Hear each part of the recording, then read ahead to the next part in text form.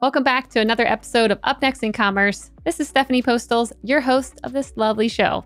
Today, I had the pleasure of speaking with Adasolum, who's the CEO of Sabi, founded in 2020 and is already Africa's leading and fastest growing B2B fintech and tech marketplace that is focused on helping the informal economy. We talked about how Sabi is becoming the trusted layer between merchants and the third-party providers, and the difficulties with growing quickly, plus why stealth mode was exactly what they needed to do while growing fast, but under the radar. We even got to hear a really fun story of one particular merchant who may or may not have showed up at their office and wanted to talk to their COO. Enjoy today's episode.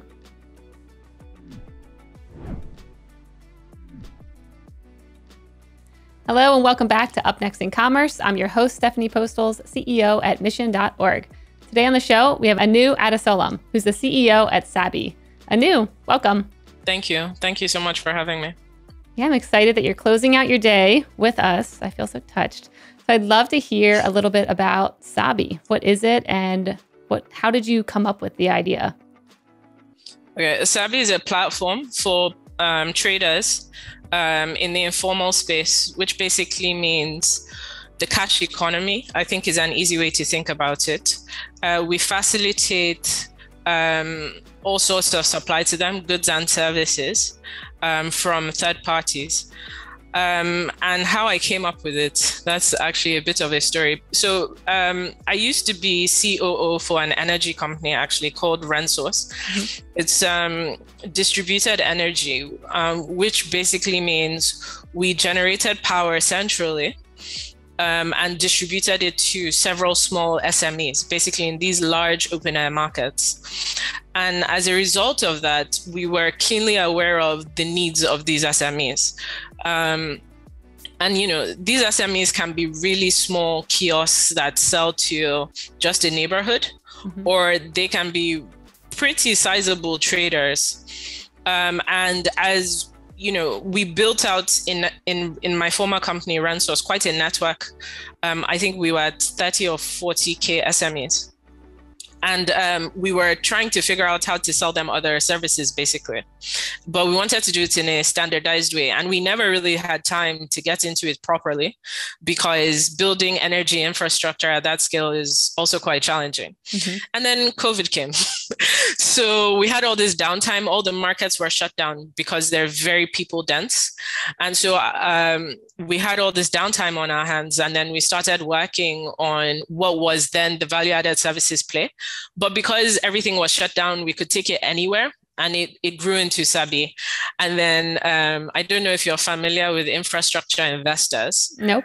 But, they were kind of like, what is this thing, this beast here growing, consuming cash? And so there was a decision to spin it out. Very, very different business. There was no customer overlay because, it started at a time that RenSource's primary market was shut down. And so we basically started last September and here we are. Cool. Okay. So what were some of the biggest needs that you were solving for? Like what was your first offering at Sabi that started to grow really quickly? So in September, we started with just free mm-hmm. tools for the merchants. So that's enabling them to record their sales and track their inventory. So we call it a mm-hmm. mini ERP. And that's all we started with in September. So we grew that out for 3 months, 3.5 months. And then we got to about 70,000 merchants by the end of the year. And then in January, we started monetizing a bit by basically opening up a marketplace for physical products. And then mid this year, we started offering credit and some mm-hmm. financial services. Why wasn't this being offered before? Like, why did these merchants maybe not have access to ERPs or credit? Like, what was holding that up? So that's a good question. So it's not that they didn't have access to anything. It's more in the way they had access to it. So free tools, they didn't have. So we were, I think, about the first in the market with that. In terms of the availability of products. I mean, they've been buying products, they've been selling for a while, but it's more a matter of the full assortment and actually having access to a full assortment of products. Because the way it usually works is they buy from, so manufacturers or distributors will have agents going around, and then you have to buy separately from everyone else. From everyone, you're negotiating separately, you're trying to get access to products. It's a real headache. Or they have to go to the market themselves. I think in terms of, and then credit. So you can't say, especially in Nigeria and Kenya even, that merchants don't have access to credit. It's just that the credit is very expensive. I mean, you're talking like 15% a month. It's very expensive. And the reason for that is it's really difficult to profile these guys because a lot of their business is not going through their bank accounts. So people just give these crazy interest rates so that if there's a default, they can cover it. And also because you can. If someone doesn't have a choice, what are they going to do? I think why that is just in general, the informal sector is although it's 80 to 90% of most African countries' economy, it's just neglected because it's very hard to deal with. So you know how businesses work. Generally, you want standardized offtake. You want people to consume from you in a way that you can manage. And the informal sector does not work that way. You can't get someone who has been used to doing business one way their whole life and just give them an app and they're just going to start using it. There's a whole process around that. And so most of the time you have a scenario where corporate businesses who have the resources, who can aggregate financing, etc., stay on their side of the world. And then the informal guys are just trying to figure it out. And so, for us, for a long time, so I did offline sales. I was head of offline sales at, do you know Jumia? Jumia is the largest e-commerce player in Africa. It's listed on the New York Stock Exchange, actually. My last role there was I was head of offline sales. And then obviously at Rensos, I was also dealing with a lot of informal traders. And very quickly you realize the pain point is access. It's no one is really doing the work to ease the burden of access to resources that actually helps them grow their businesses. And so when we were growing out Sabi, we were kind of determined to change that dynamic. And so that's our aim is more, how do we bring products to the markets in collaboration with these more corporate businesses that actually serve the informal businesses? So what does that collaboration look like? Because I could see, larger corporations being like, we've always done it this way and we don't want to play in this riskier area. So like, what did that look like to actually get them to, play with you guys? So that's the thing. Art is actually really around that coordination and that product definition and profiling. So Sabi is actually a business that focuses on understanding the profile and network in informal trade. So what that means is a lot of the time when people look at a business like Sabi, they think, oh, these guys are basically digitizing supply for informal traders. That's not what we're doing. We're not necessarily a digitization play. Digitization is part of what we do. But what we really do is understand the network of the traders, who sells to who buys from who's reliable, who is not, through different sources of information, and using those profiles and our understanding of those businesses to tell third parties who trust Sabi as a business that, hey, you know what? Why don't you extend credit to this guy? Hey, you know what? It's worth making goods or products available to this guy. And because it's not just about one business, it's about a tranche of businesses. So what they're accessing through us is basically de-risked offtake to the largest sector of the economy. Got it. So you're like this layer, like middle person layer of trust that allows other people to trust. Got it. Exactly. Okay. Exactly right. So what are you maybe asking the businesses for that are informal? I'm guessing maybe they don't have the traditional tax returns and like all the documents that, we're used to. What are you asking for to try and determine like their trust level? So it's very relationship based and history based. So it's It's almost like, to an extent, like if you think social media, like one person is connected to another, and the recommendation engine on Facebook or whomever, right? They're recommending to you based on their understanding of your network. Mm-hmm. It's something like that, except this involves commerce. So first of all, every business we're working with, we start off in a very controlled way. You can't just come in and access $100,000, mm-hmm. right? No, it's like you could probably access $200. Yeah. But the idea is that the more you do with us, the more you're able to access, and also especially depending who you're doing it with. So we don't do anything directly. We don't do logistics directly. We don't buy directly. We don't supply directly. These are all businesses supplying other businesses. Mm-hmm. But what we're doing is tracking what each business is doing in the system.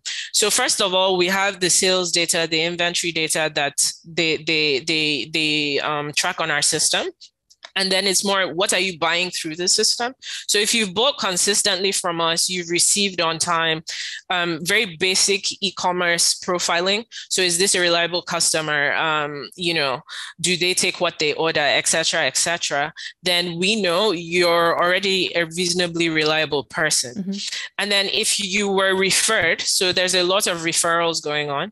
If you were referred by a reliable player, then your stock also goes up. And then if you take a small amount of credit in the form of inventory financing, not out and out loans, but inventory financing, then the more you turn that money around and you return it, then the more you're able to access over time. And so basically it's more a matter of building that history and that profile, and then using the data that we get to understand who's reliable and make recommendations based on that. Wow, that's really smart and amazing. So can the merchants see kind of their score, where it's kind of like gamifying a bit of like your score is going up as you're doing a better job? Not yet. Yet. They can't see their score yet, but it is part of what we're releasing next year. Mm-hmm. This year for us has been more about, because we actually just started the monetization part, what I think of as the hardest piece, mm-hmm. the physical goods part in January. Mm-hmm. And a lot of what we've been doing is basically growing out our ability to coordinate, because it's really difficult actually to automate coordination at that level. Mm-hmm. If you think about it, every single thing that runs through our system is from a third party.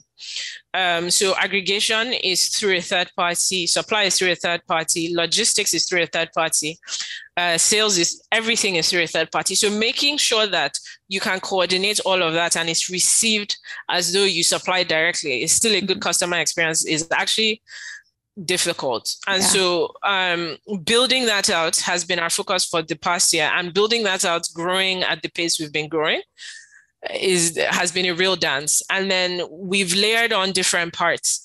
So now what we're working on and going into next year is really the introduction of more and more engagement and automation, more and more automation around the scoring and the triggering of the access to different actions, mm-hmm. or different services, so that merchants can more readily control their own journey in our system.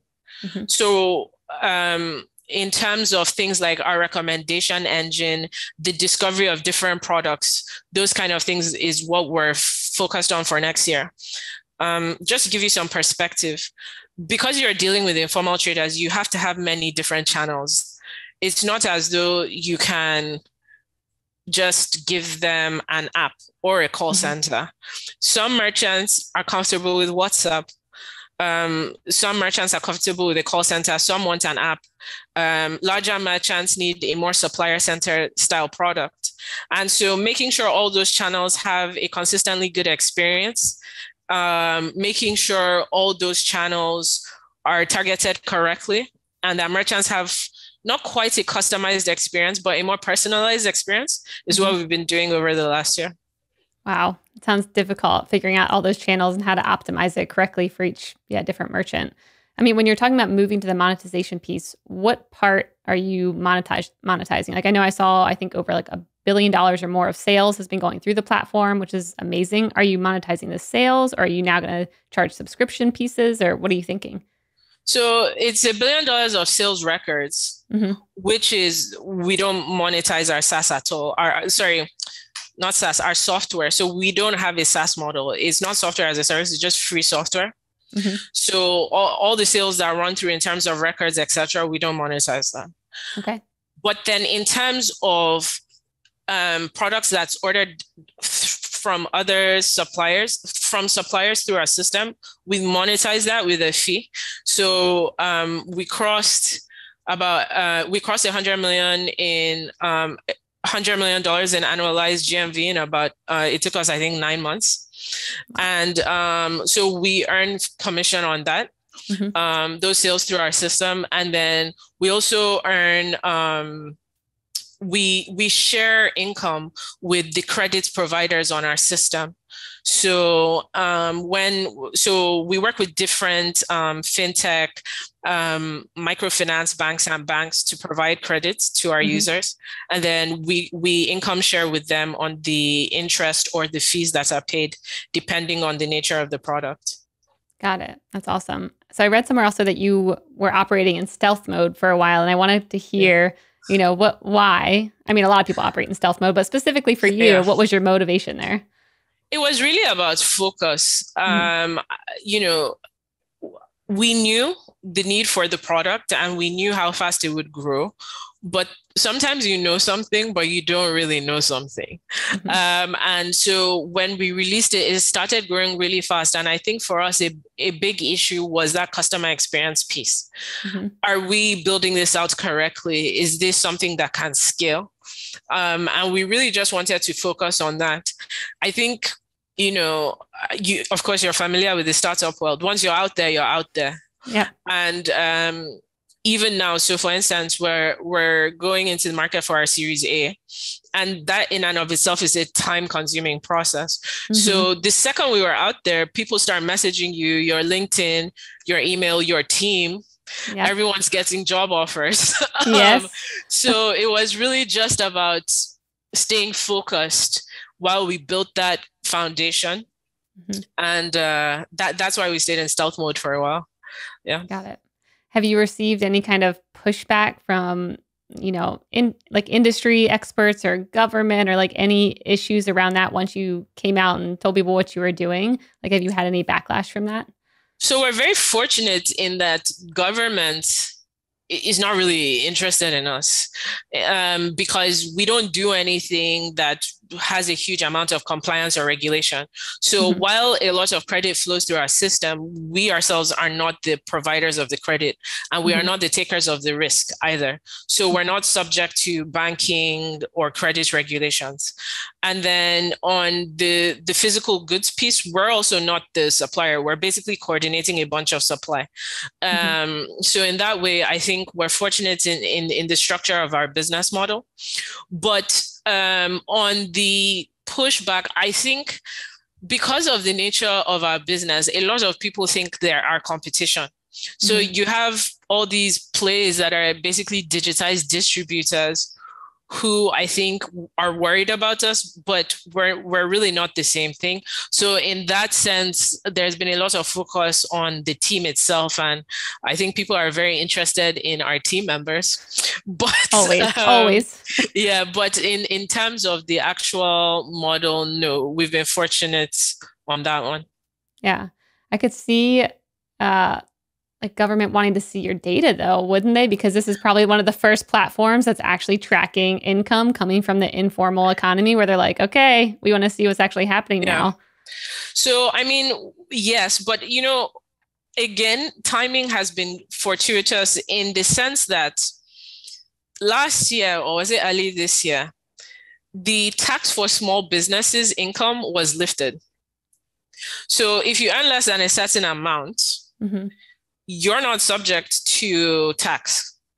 And so therefore, that piece of attention is off our backs. But in terms of just the possibilities of insights, etc., yeah, there's a lot of attention from organizations and agencies, government agencies that work with small businesses. And of course, we're always open to working with those guys because our aim is to enable these businesses. And then on the flip side, a lot of interest from credit providers and insurers that have been basically locked out of the market because of the difficulty of figuring out how to scale in it. So in that way, I think coming out of stealth mode has been helpful. And then finally, a lot of, how do I say, would I say like investor and foreign interests, which is helpful in the extent that you know that as you grow, you continue to have the support you need. So all in all, it has been, I think, more beneficial than I expected. How do you feel about taking on foreign investors? Because to me, like, I think one of your current investors said, like, you guys know it so well. It's a very unique dynamic here in Africa. Like, we need to let the team kind of do what they know is best. And I can see outside influence coming in and being like, wait, this is how, we do it here. We already have this already set up. And how do you feel about bringing on people who maybe don't fully understand, the dynamics in Africa? So I think we've been very lucky in that we have like a super good set of investors. So we have investors who understand Africa very well. I think, and especially since we came out of stealth mode, a lot of the investors contacting us, this is kind of an early foray into Africa for them. So, like any good startup, and I think we're a bit fortunate in that we're a reasonably experienced team. We kind of know what makes a good investor and what doesn't. And in that way, we haven't been distracted. We don't have any investors that have tried to take us away from our primary focus. And I think we'll continue to maintain that in terms of all the investors. Even as we get ready for our Series A, some investors have been contacting us directly, reaching out to us. And thus far, we've been fortunate in that I think all of them kind of understand the uniqueness of this space and the difference in what we're doing from the other players who are more standardized digitization plays. So in that way, and I think also there have been one or two lessons learned from some bigger e-commerce players that have been in the market, but haven't scaled as much as people anticipated, in that you can't really bring a standardized model developed somewhere else into this market. So if you even look at markets that are similar, so some might compare us like to China and early day Alibaba. And there's truth in that if you look at Alibaba, what they really did and still continue to do is support other businesses' growth, really. But also, China has a much more enabled infrastructure side than us. If you look at India, where there's been an explosion recently, a lot of that explosion is due to this huge growth in basically internet since Geo entered the market.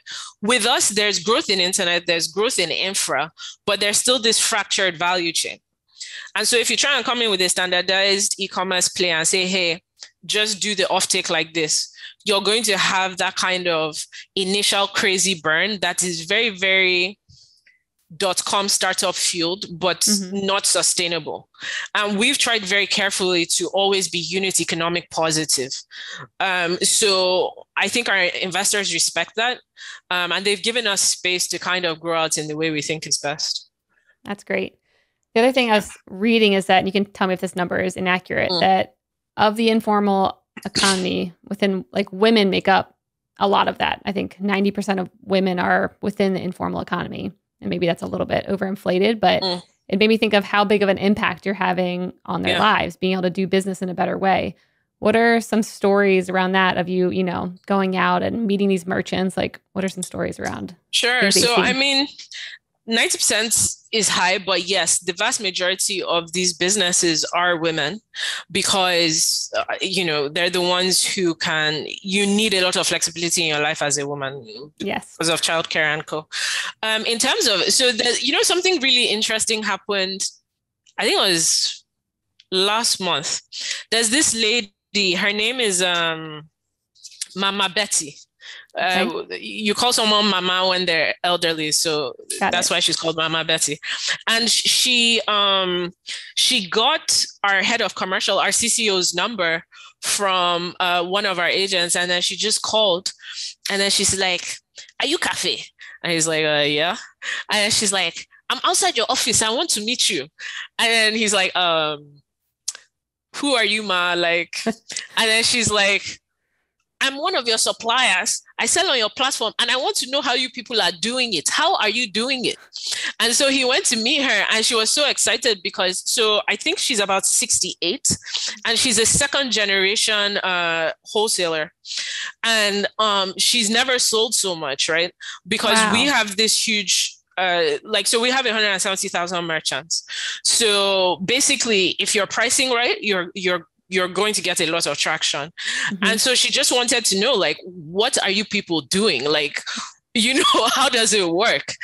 Because we have different channels that you work with us. If you're not a digitized business, you can still supply us through things like, we have some tools that just feel like either calls or WhatsApp.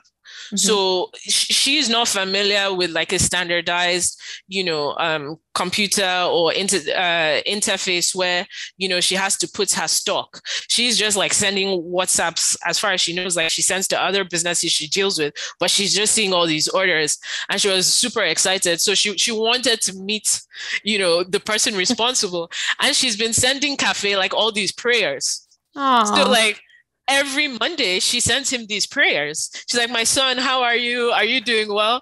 And like, so Cafe has been super happy about that. I think he's been high off that the whole month. I bet. I would be too. I want some of her prayers. Yeah. What does she sell? So she sells FMCG products. So milk. Okay. If I remember correctly, she's a distributor for Friesland Wamco, which they sell a lot of milk and dairy products. Okay. Yeah. Wow, it's wild thinking about her using WhatsApp to tell people, her inventory and be able to sell that way. That's cool, but that she can still kind of plug into your platform and see the benefits from it. Yeah, I mean, the key thing here in this market is, while digitization is extremely important, it's really about understanding what the market needs. It's like, the market doesn't really care about your marketplace. They don't care about your app. They care about their business. And so for us, like, every time we're trying to design a product or we're trying to think about what we're doing for the market, we think about it in two ways. Everybody we work with, we want to be achieving one of two things. Either we're helping you increase your income, increase your revenue, or we're helping you reduce your costs. Mm-hmm. If we're doing something that's not achieving that for the users, then we have a problem. And so the question isn't really about my interface and, my application. I mean, we want the app to be as hot as it can. We want to have maximum engagement there, but it's more about, are these businesses being positively impacted by what we do? Are they able to get more access as a result of that? Is that access leading to more turnover for them? Them buying through one of our guys, does that mean their costs are going down, etc.? And when you think about it that way, you won't force the users into any particular form of offtake. Instead, you kind of tailor your business to what those users need. Mm-hmm.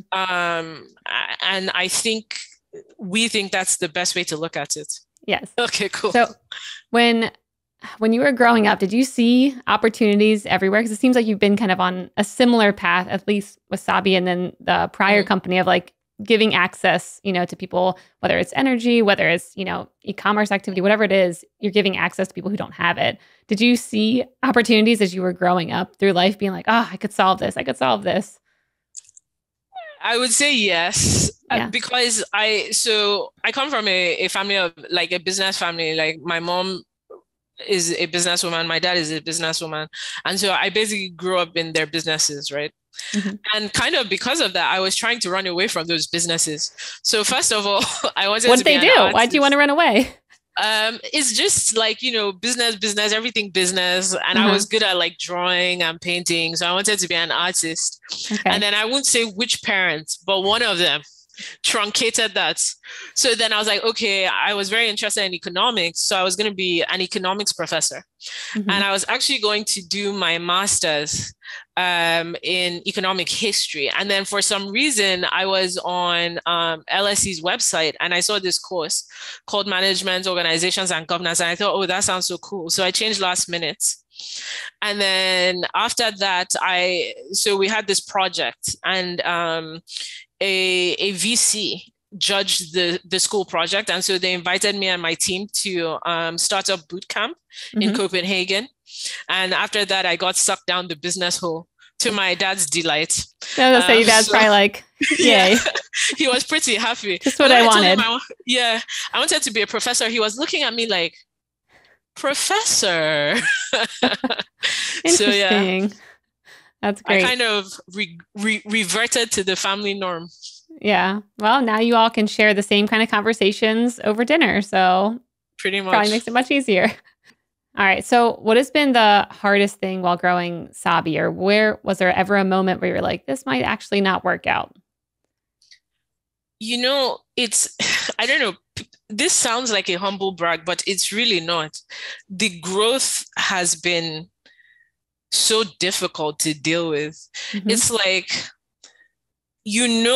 especially because so a lot of me and the team worked together before, either in Jumia or Ensource, and so we're familiar with businesses that grow fast. You know what happens, right? You know that there's a risk of the business outgrowing the team. You know you need to keep recruiting. You have to change your structuring constantly, Hmm. etc.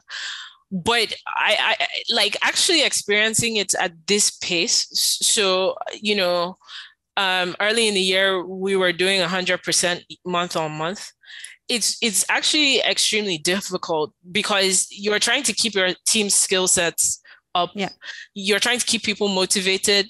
You don't want them to work on healthy hours, but at the same time, if you're not working those hours, it's like you can't meet this demand. Hmm. um, at one point we were only monetizing 5% of the business because basically growing at that pace was getting a bit crazy. Hmm. um, and so it's really that balance. So for instance, one thing when you're growing at this pace is you have to make sure you don't run out of firepower, right? Yep. And so fundraising is a whole dance. I'm fortunate in that my co-founder is focused on that, and so I don't have to do that much in fundraising. But of course, I still have to talk to investors and do some things, um, and it's a lot to balance out. So managing that growth cycle and anticipating the business's needs is really something else. Something that happened to me last week was I went into someone's office and I was like, hey, why aren't we on higher numbers? It's like, we're I think at that point we're about 20 or 25% into the month, Hmm. and we weren't trending what I expected. And I was like, what's going on? And then, he turned his screen to me and he points at last month's numbers. No, sorry, we're in November. He pointed at September's numbers, which the whole month's numbers, right, were the same thing as what he needed to do in a week. And he's like, well, he didn't say anything. He's like, And then we just started laughing because it's a bit ridiculous. Like, I remember when we hit that number in September, we're like, yeah, you're the king of the universe. Yep. And then this month is like 1 week in, we're here. What is this? What is this Yeah. number? Come on. Uh, Speed it up, dude. yeah. Wow. So making sure your team feels appreciated, making sure they're growing with you, especially Hmm. for culture. You don't want to grow and just bring people on top of people's heads. Hmm. Making sure people feel rewarded, etc. I think that's my current focus. Yeah. Yep. Amazing. All right. Then the last question, where do you want to be in the next 1 to 2 years? What are you aiming for? Um, so over the past year, we've really been focused on physical goods and financial services and that coordination piece. I think we've had, so we have something we call a commerce graph, which is really the center of our data and profiling, where we lay out not just internal information, but information from external sources that help us profile the businesses better, and then also local based information. So this parts of Kenya, this kind of resources are available. These are the dynamics, this parts of Nigeria. We haven't really commercialized our insights. And that's what we're focused on doing. So it's really working with bigger, larger corporate style businesses to grow out that piece and making sure that in delivering those insights, they're better able to provide our baseline merchants and our users with more services and help them grow out their businesses appropriately. So we're looking for that connect between the informal space and the more formal space, connecting them through data and insights, and also commercializing that. Cool. That's amazing. It'll be very fun to watch you guys do just that, as I can tell you're already on that path. So Fingers cool. crossed. Yeah. All right, let's move over to the lightning round. The lightning round is brought to you by Salesforce Commerce Cloud. This is where I ask you a question and you have a minute or less to answer. Are you ready? I'll try to be. First one. I can tell you still have your inner artist in you. So when you want to get creative or even just creatively think, what do you do? Like, what do you go out and do? Or I go to the beach. I'm a big beach head. Okay. Lagos is a beach city. So I take a book, I go to the beach, a notepad and a book, and I chill by the ocean. Amazing. Sounds beautiful and relaxing. It is. What's one thing you don't understand today, but you wish you did? Something I don't understand. Whoosh. What a question. Something I don't understand. I don't know if I have a good answer for that. I guess if I could understand culture dynamics better, that would be good. Sometimes you just have these funny elements crop up in your business in terms of like team dynamics or some kind of issue, and it's like, where did that come from? And I wish there was some kind of science to anticipating some of those, behaviors and the psychology behind it. It. That's a good one. I'm sure many people are like, yeah, okay, yeah, me too. When you figure that out, let me know.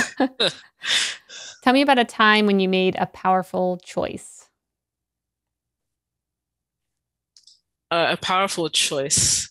It can be life or business. Life or business. I think one of the best decisions I made was, so RentSource, the business I was in just before this, that kind of birthed Sabi, during COVID, had to undergo a pivot because the market shut down. And it had to be done really quite skillfully and abruptly.